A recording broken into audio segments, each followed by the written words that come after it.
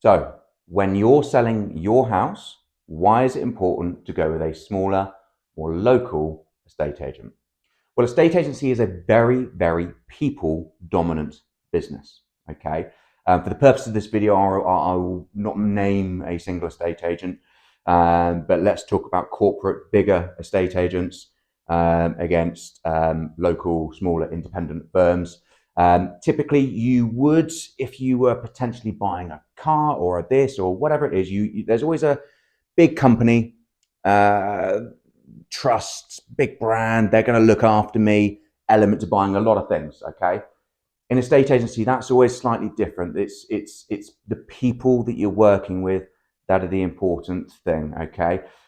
When you have a bigger company, an estate agency, typically they're going to be very management structured.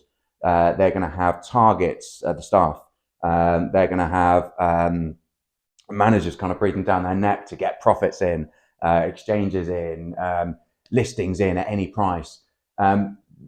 Targets are okay. Targets aren't a bad thing, but the problem with overzealous, overbearing targets, they are likely, sometimes, not all, but sometimes agents are maybe coerced by the management of that structure to not give you the right advice so that they can hit their target, i.e. Overvaluing a property on a valuation, lying to you to win your business so they can put a stat on their sheet. Okay, not good, not good for you.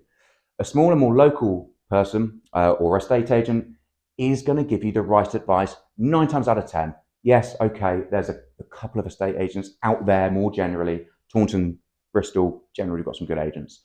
Okay, but more, there are the odd cowboy, but 9 out of 10 of small, independent, local people care about their business. They care about you in turn because you are the lifeblood of their business. Okay, lots to go into in this element, but generally speaking, smaller, more local, independent businesses care about you because they care about their small business. Go with that.